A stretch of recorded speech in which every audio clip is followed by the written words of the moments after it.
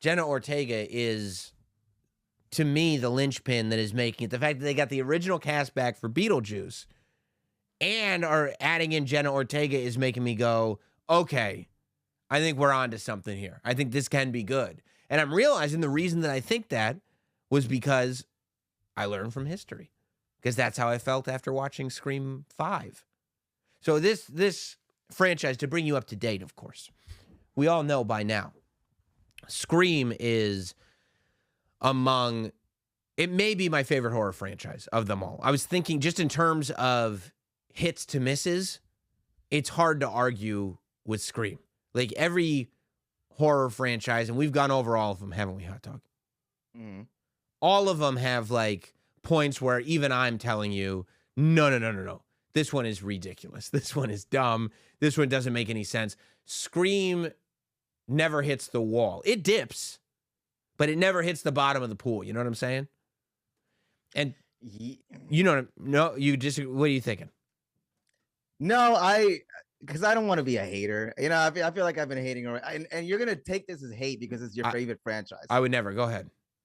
I feel like I lost out on watching the original Scream, which like I've watched it before, but like kind of in the background, right? Wasn't until like every good movie should be watched. No, like it was like on TBS while I was like playing video games or something, and I was like kind of half paying attention to it. So okay, a couple of months ago, sure. I watched Scream 1 100%. Let me sit down and watch this for the first time because Sam has been raving about it.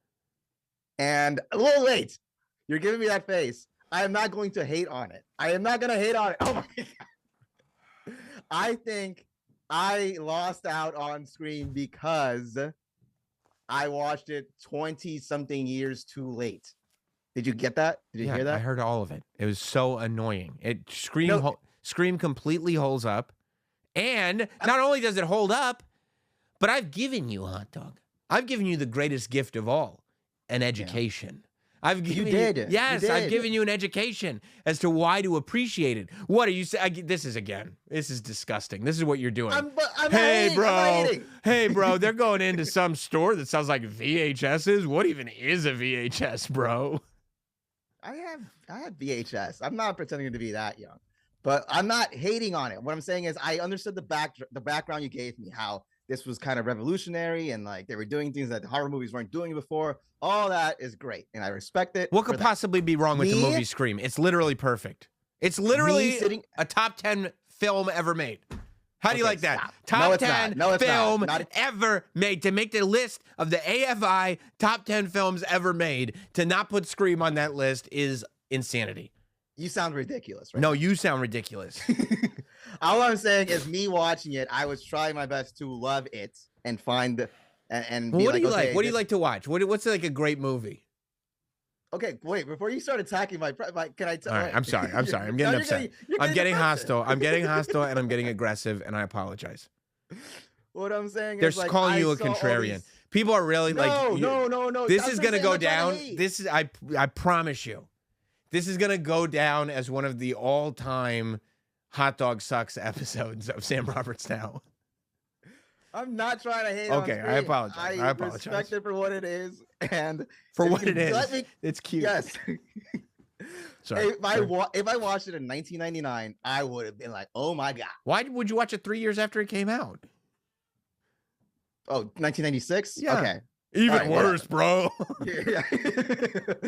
But watching it now, after watching so many movies that have like kind of followed it and kind of copied it a little bit, and I don't know, it seems just like Scary Movie to me. Exactly, and that's what I'm saying. It kind of ruined it for me. It's a parody. It's a parody. I know, but the fact that I've already seen it somewhere else doesn't hit the same when I watch the original. You are as basic a bitch as I've ever met. That's the problem. You get me. It's like the original slasher was what? What was the original slasher? The black and white. The woman in the back. Psycho. Yeah. If you just show that to a 20-year-old kid without the pretext of like, this is the origin. If the 20-year-old kid's brain is not as smooth as silk, like some of the people that I talk to, then he'd probably be able to appreciate, oh, this is what all those things are referencing. I did. I appreciate. I said that. No, I you said that didn't. 3 times already. I said I appreciate You it said for what it. it You was. said it missed me. Like, oh, are we gonna get hot dog on this one? I said I appreciate it for what it was. It's just not. It didn't hit me the way it should have hit me because I've seen so many of its genre years after it came out. Bro, they're calling you a Chad. What is that? Chads are cool. Giga Chads. Hell yeah. You guys don't even know. I'm They young. get me. I feel like they. Like, You I'm not sound like hating the on type this. of guy who would get his movie opinions from Logan Paul's tweets. No, I mean, let me see what he thinks about that too. Like, I'll ask him. I bet he would think it was great. Yeah, I mean, it's not hate. It's just that's. And by the way, you know, my favorite genre is James Bond. So like, Yeah. if I showed you James Bond now, you never. I'm sure like the spy genre was revolutionized by James Bond, but if you saw it now and that was your first interaction with the spy genre, you'd be like, oh, this is like Mission Impossible, or like, and I would be like, oh, you don't understand because I'm not stupid. No, but you would say this. I would no, I wouldn't go like, oh, this movie from the 1960s is just like Tom Cruise's Mission Impossible. So, I mean, I've shown people Goldfinger, and that's a classic from 1964. Yeah, but there is part like some people are just like, yeah, but James Bond is dumb. No, no, it was not. Nobody not thinks that. That's not what they're saying, though. What they're saying is like, oh, this movie was slow, or this wasn't whatever. And I go, okay, all right, I get There are it. people in the chat saying James Bond is nothing like Mission Impossible. I mean, Impossible it's more isn't. action. It's faster. Mission Impossible is way faster and action packed and all that stuff. Yes, it's 30 years later. Yeah, but like movies back then were slow. 1960. If Mission Impossible was made in 1960, it would have been as slow as James Bond. That's not my point. Mission Impossible is literally a series from the 1960s. Is it a book or a movie or what is it? It's a television show. That's different. All right. All right. So to catch you up on the drama behind Scream 7. So you remember we talked about this a little bit before. Like Scream 5 came out after years and years departure from Scream 4. And it was like they did such an excellent job of bringing a new and interesting cast into the town of Woodsboro and cashing in on the cast members from the previous franchise, but using that to kind of push the new guys ahead, to use wrestling terms. You know what I'm saying? To like, you know, using the legends to get this new cast over. And to me, it worked. I believe that it was the creative duo Radio Silence that did the film Ready or Not and a couple of other things that were behind Scream 5. The same duo was behind Scream 6, but Scream 6 is where problems start to pick up. Because while Scream 6 was in production, Nev Campbell, who of course is the star of all of the Scream movies, Sidney Prescott. Makes me hungry just hearing about that. What does? The name? Nev Campbell? Campbell's. Soup? That's a soup joke? Yeah. Okay. You like soup? Like that? You okay? No, go ahead. I mean, soup's good. It's cold outside today. I get it. So, so Nev Campbell, who's been in all, you know, from the soup, who's been in all the Scream movies, she says, I will not be returning for Scream 6. And it turns out it's because she didn't get that bag. They didn't give her the money. They wouldn't pay her for it. And then these stories start to come out that the production house, not the creative force, but the production house behind Scream 6, Scream 5, Scream 6 going forward, didn't like spending money. You know, we're trying to look for ways to save money and increase the bottom line, which I guess is the job, in a, you know, when we're trying to make money. So they go and they do Scream 6 without Nev Campbell, and they actually do a pretty good job, right? Because they already killed Officer Dewey in Scream 5. They bring back Gale Weathers, but she's the only one of the OG cast. And then they also bring back one of the members of Scream 4 to kind of, you know, still say this is all connected. The universe is still here. It's also exciting. So they're able to pull it off. And I think they do a pretty good job. It's not perfect. It's definitely not the best Scream. It's probably second worst. Scream 3 is still the worst Scream. But still, like I said, Screams haven't really been, there's no horrible Scream movies. So still not bad. Except then the controversy really starts to kick in. They announce that Scream 7 is getting made. First thing they do is Melissa Barrera, who's the actress who has been like the new final girl in the last 2 Scream movies. The star of the last 2 Scream movies. She is directly related to Billy Loomis, the killer from the original. She's his illegitimate daughter. There's this whole thing, right? And to me, one of the reasons that I could justify Scream 6 and go, yeah, that wasn't that bad, was that it felt like, okay, this is going to get us to the next thing, right? This is going to get us to the next place that we're going. A bridge. A bridge, if you will. And sometimes a roller coaster, it's got to go down before it goes up. Yes. And again, not too far, but a bridge into, like, I started fantasy booking immediately, right? After Scream 6, I was like, okay, here's what you do. Because you see, the thing that makes the Melissa Barrera character interesting is that because she's Billy Loomis's illegitimate daughter, while she is the hero, she does have this weird, murderous serial killer rage. So when she's killing, she only kills the bad guy, but when she is killing the bad guy, she's enjoying it a little too much. And you realize that Loomis DNA is in her. Because who's the killer in the second Scream? Billy Loomis's mom. So the Loomises kill. This is what they do. And so to me, I'm fantasy booking where at the end of Scream 6, I'm like, okay, maybe you got one more. I think in Scream 7, you got to transition it so that the Melissa Barrera character, the Loomis character, becomes Ghostface. And then starting maybe with Scream, by the end of Scream 7, she is Ghostface. And by Scream 8, we're now telling the story from Ghostface's perspective, and she is the killer. But we're telling the horror movie from the killer's perspective. So since we're from the killer's perspective, the killer's a babyface. Because technically the killer in Scream always has a motive. And if you look at it from their point of view, they'd be a babyface. So I'm going, okay, by Scream 8, you can make Ghostface a babyface and you'll be off to the races. This is going to be great. Except she got fired. And they said she got fired for social media comments, as the war in Israel was starting. She was making comments on it. They said she got fired for that. Then right after that, Jenna Ortega, who plays her sister in the movie, which, as we said, Jenna Ortega is the key to making these movies work, announces that she is leaving the movie. And there was all this speculation on both, right? Jenna Ortega, they said they fired Melissa Barrera because of the social media comments. Jenna Ortega said that she left the movie because of production delays. They said the movie was production delayed because of everything that was going on, and it made it so that with the filming of Wednesday, she wasn't going to be able to do both. So she's going to go and do the second season of Wednesday. Very odd timing, on that. I don't believe either of them. I think that they realized they could save some money by getting rid of Melissa Barrera because Jenna Ortega is more famous. So they're just going to keep Jenna Ortega at her salary, get rid of Melissa Barrera, blame it on the social media comments. But then Jenna Ortega says, fuck me, fuck you. And she goes out of here and blames it on the Wednesday Addams thing. So now they're screwed, right? Because both of their main characters are gone.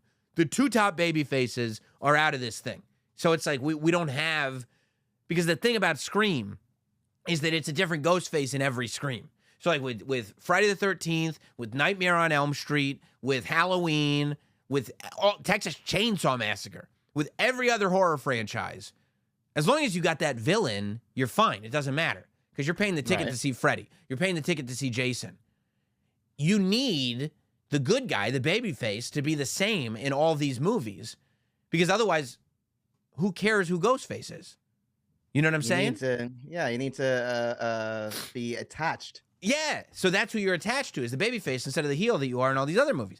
So then they lose these two stars, and Christopher Landon, who directed the movie, the Happy Death Day movies and a couple other things, He had signed on to be the director of Scream 7. He said this was a dream come true because the Radio Silence guys were stepping away just to be executive producers, which is regular. That wasn't controversial. It was just like, what are we going to direct these movies forever? So this guy's stepping in. He says, this is a dream come true. I can't wait to do it. After these 2 stars leave, he says, I'm leaving.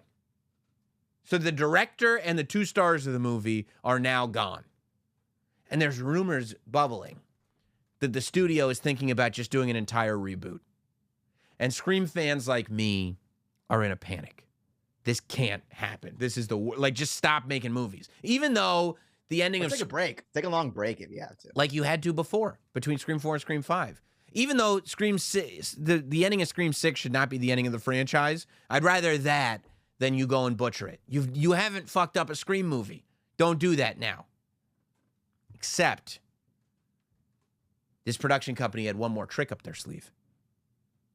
Because all of a sudden, old Nev Campbell, remember Nev Campbell? She wasn't in the last movie, so she never got killed. And this just shows up on her Instagram. Untitled Scream 7. And Nev Campbell announces that she's back. Nev Campbell is back for Scream 7. And when you look at the cover of this script, it says directed by, because remember I told you they lost their director? It says directed by Kevin Williamson. Kevin Williamson is the original writer of Scream 1, 2, and 4, and the guy that, like, Scream superfans look at as the ultimate creative authority on the Scream franchise. Now, there are a lot of people that are going like, but it's still not written by Kevin Williamson. It's written by the guy who wrote Scream 5 and Scream 6, which is fair. And there are some people that are like, why wouldn't you have Kevin Williamson just write it? Number one, nobody got time for that. You know, what's he going to go write a whole nother movie now? It's like, come on, we got to get this show on the road. Maybe they had the script already set up before they got him on board. That's what I'm sure they did. I'm sure it was already written. And the fact that this guy wrote Scream 5 and Scream 6, I am totally fine with him writing again. And the fact that Kevin Williamson is the director, like, ultimately, he's the one that's going to be on set going like, yeah, we're not doing that. I know it says this, but we're not doing that. We're doing this. It's dumb as fuck. This is stupid. This is stupid. Yeah. Why aren't you doing this scene? Because it's dumb. I wrote another one. You're not the writer. I don't care. I'm the director. So I'm not worried about it. But there is, you know, it's interesting. There is some controversy. People are wondering, you know, should Nev Campbell have supported the girls, Melissa Barrera and Jenna Ortega, and not taken this movie? But I'm over here going like, oh, really? Because what did those girls do when Nev Campbell didn't get her bag? They did that movie. They got theirs. You can't get mad at people for taking checks, okay? Who's saying that? That's such a stupid thing. Well, like, people are emotional. You got to take you got to take the check. And there's also, you know, it's exactly, you know what it is very similar to, Hot Dog? It's exactly the same thing as when WWE like changed what they were doing for, like, it seemed like they were going to go with The Rock versus Roman at WrestleMania, and people were like, what? And then they were like, okay, we're not doing this, and started telling this whole new story. But there was still a segment of fans going like, yeah, but this is a pivot. I don't like it. Like there are Scream fans that are now going like, yeah, but this wasn't the plan. And I don't, this is just a last ditch effort. And I'm like, yes, you're right. Yeah, it's almost like it could also be lit. Right. Like, you kind of are getting what you want. Like, it's not the way you wanted to get there, but you're kind of getting what you want, because realistically, here's what you do. Settle all this Jenna Ortega, Melissa Barrera stuff. Because again, we're looking at Scream 8 right now. We can get to 10 easy, okay? Check this out, Hot Dog. Scream 7 can now theoretically happen at the exact same time as Scream 6, because Nev Campbell wasn't in the movie. So you can say that the whole time this was going on in New York City during Scream 6, in Woodsboro, this other thing was happening. So you don't use any of the people from Scream 6 in Scream 7. That explains why those two main characters aren't in the movie. And then you have, Nev Campbell going like, well, over here, this is what was happening. Then we can merge these two timelines in Scream 8. And Gotta get Jenna Ortega back. You got to get Jenna Ortega back. You got to get Melissa Barrera back. Because in Scream 8, the question is, who's Ghostface? Is it Melissa Barrera or is it Nev Campbell? And we tell the whole movie going like it's got to be one of these two people.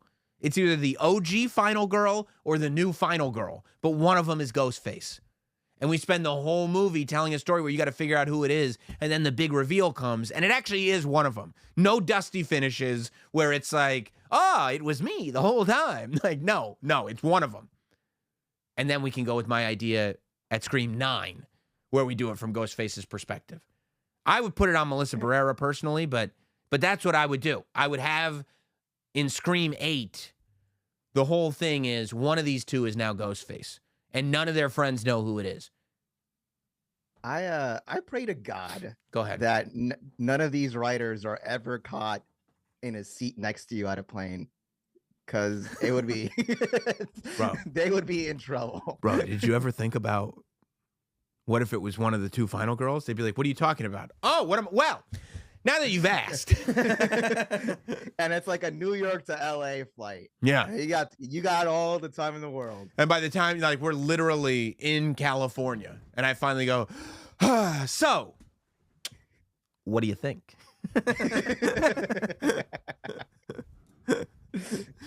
Sam, we want to hire you. Is $1 million sound fair? I'll talk to my people. I mean, yeah. I mean, it sounds plausible. I can fantasy book wrestling. I can't fantasy book Scream movies. No, it sounds plausible. All you need to do is get the writers. Not the writers. Get the actresses back on board. Apologize to Melissa. Gotta apologize to Melissa, and you gotta give her the bag. Give her the bag. Yeah, it's very plausible. People, entirely possible. People act like they want apologies. You cut a check. I mean, Nev Campbell was very insulted a couple years ago. Very insulted. You know what made everything better? Cut a check. Money. Yeah, just cut a check, bro. You tell me. Money, please. Yeah. Hey, Melissa Barrera, Jenna Ortega. You hear about these checks? You want some? They're just handing it out over here, but you got to come on set. You got to come on set. Money's on set. Money's here. The money's here. You could come pick it up, but the money's here. Cash. Yeah.